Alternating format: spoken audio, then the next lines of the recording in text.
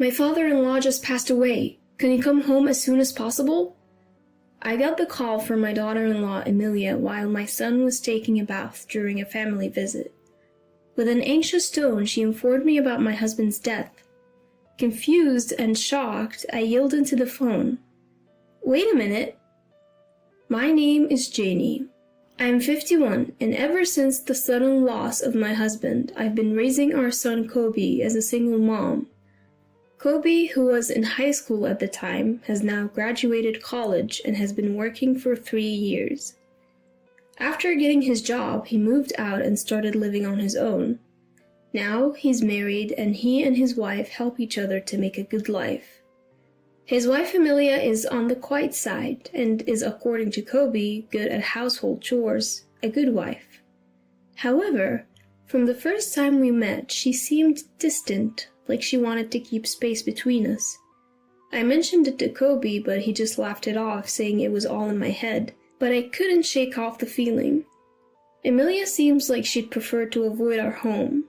She only shows up for Thanksgiving and leaves without spending the night, which only confirms my suspicion. Kobe is my only son, and I had always hoped to get along with his wife. I've even asked Emilia directly if there was something bothering her. Being as gentle as possible, I asked if I had done anything to make her uncomfortable. She simply replied, "No, nothing at all." I eventually gave up on getting close to Emilia, thinking it's just the way younger people feel nowadays. They don't want to mingle with their in-laws, even if they live separately. What's more, I sensed a similar distance with Emilia's own parents when we met for the first time at the wedding. I mentioned to them that my husband had passed away years ago, and it seemed to create even more of a gap. Even though Kobe had told them from the beginning that I was a single mom, maybe seeing it firsthand created some negative impression of me. So, I've decided not to intrude on Kobe's marriage and quietly observed the wedding. Since then, the gap hasn't closed between me, Emilia, and her family. Even though my son and his wife live relatively close, our family dynamics have become distant. Today, Kobe brought over some wedding photos, but of course, Emilia was nowhere to be seen. I feel grateful when I see Kobe, noticing my disappointment, offered to stay over tonight even though he's alone. Makes me proud to see how kind-hearted he's become. Looking at the picture of Emilia, I find myself smiling, thinking how pretty she looks when she's laughing next to Kobe. It's tough to suppress the loneliness when my own daughter-in-law avoids me for reasons I can't understand, even though we're still getting along. After carefully storing the photo and having dinner, I idly flip through a TV variety show. I'm waiting for Kobe to finish his shower when a familiar melody rings out.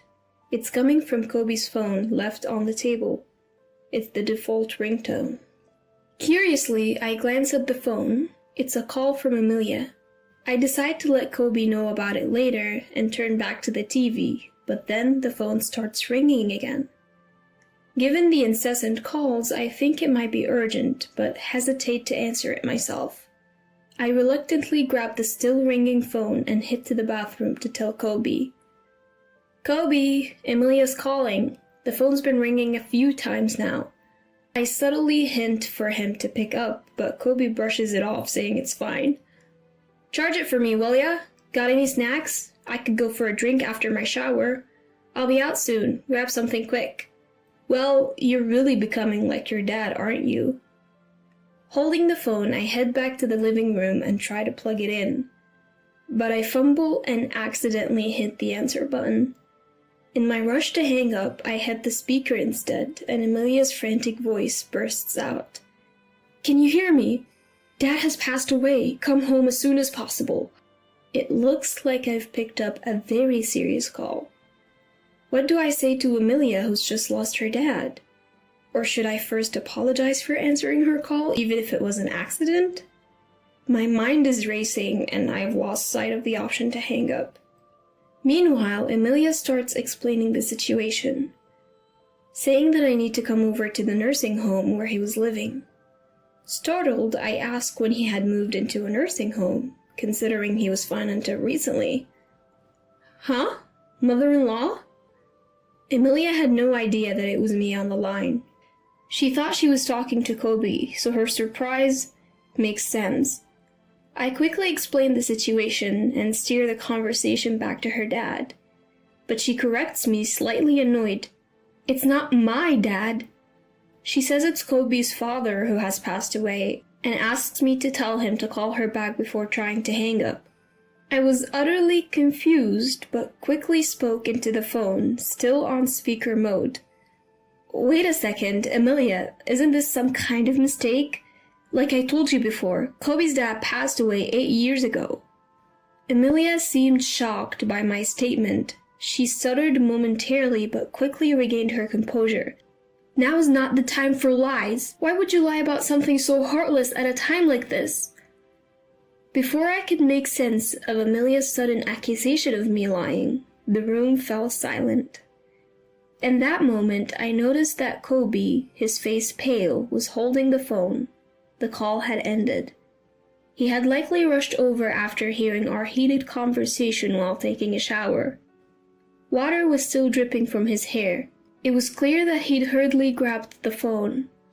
I asked Kobe, who was deliberately avoiding eye contact with me, what was going on. "What did Emilia mean when she said your father just passed away? I had made it clear to her before we got married that your father had passed. Why would she think otherwise?" When I pressed Kobe, who was visibly uneasy, he dodged my questions. Whether it was a misunderstanding on Emilia's part or someone who was like a father to him, it was clear he was hiding something. We'd been having a tense exchange for a while. Amidst this, Kobe's cell phone buzzed. The caller ID showed an unfamiliar name, but it looked like it was probably from a nursing home. While Kobe hesitated to pick up, knowing what to expect from the call, he eventually answered right in front of me. Trying to remain silent, I listened in. I could hear most of the conversation, and the caller indeed confirmed what Emilia had been saying.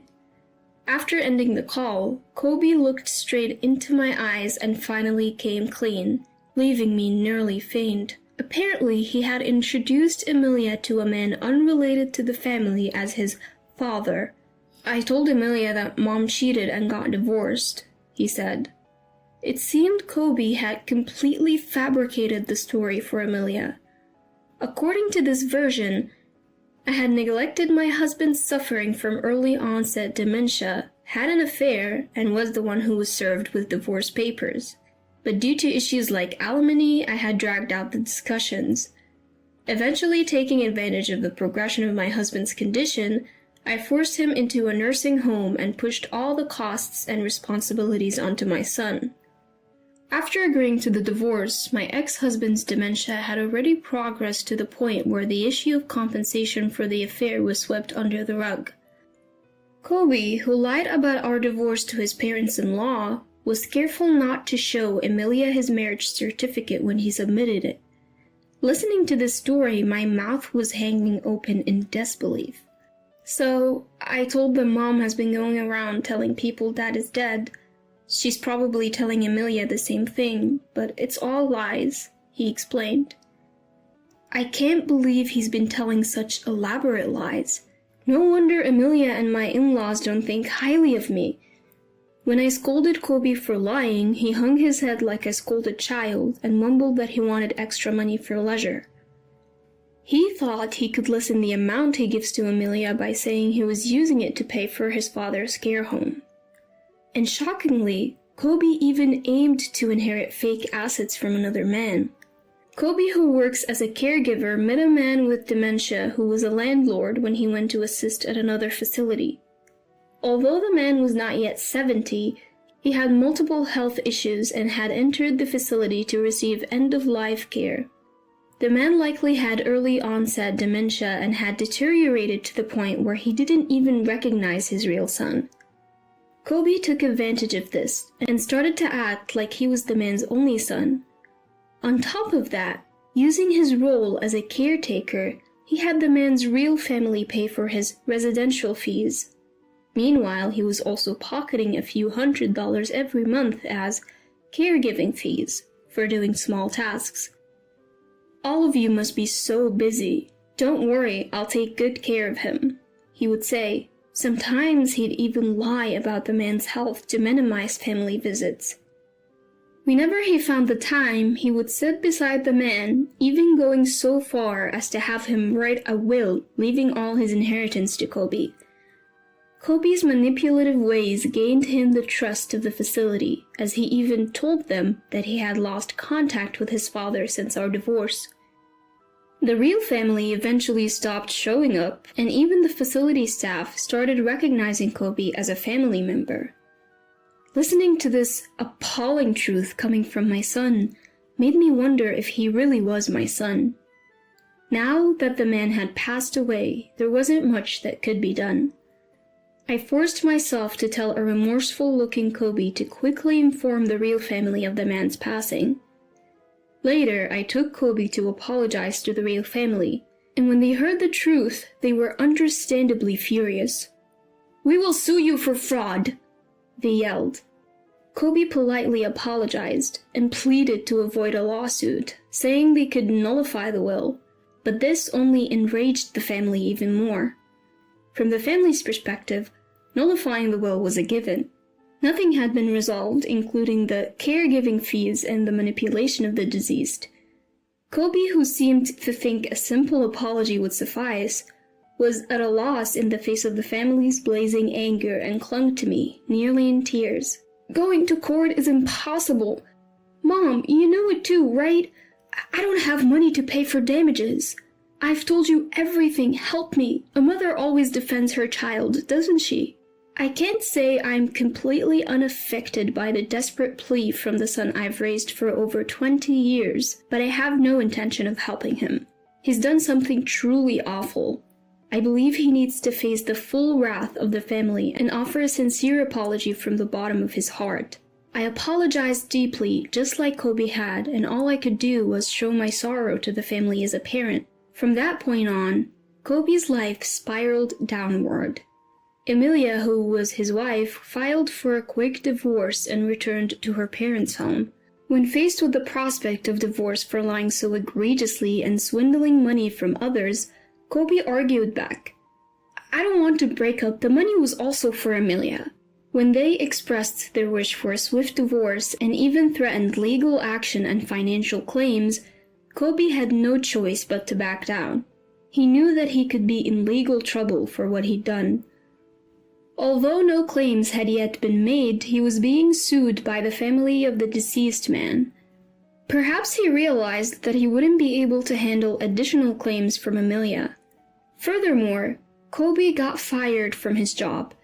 The company claimed he damaged their reputation and shattered their trust in caregivers. After the court's decision, Kobe was required to pay back the caregiving fees he had received, as well as compensation for the emotional suffering of the deceased man's family. The will left by the deceased man was invalidated, taking into account the progress of his dementia. Kobe, who had almost no savings and was already unemployed, was now burdened with massive payments, including legal fees. Choosing city life for better job prospects, he rented a small, old apartment. He's barely making ends meet through day labor, trying hard to continue payments. He had reached out to me for help multiple times. Each time, I told him I had already helped enough by co-signing his lease and urged him to reflect on his mistakes. Now, juggling multiple jobs and searching for better paying work, he doesn't even have the time to complain. As for me, I continue to live alone. However, Emilia and her parents graciously visited me to apologize. They said they were sorry for their ill-mannered behavior, which was based on a misunderstanding of me. But I knew it was all my son's fault. We left it at that, acknowledging the unresolved issues between us. Since there were no children and the divorce was finalized, I don't expect to meet Emilia again. However, we still exchange seasonal greetings through letters.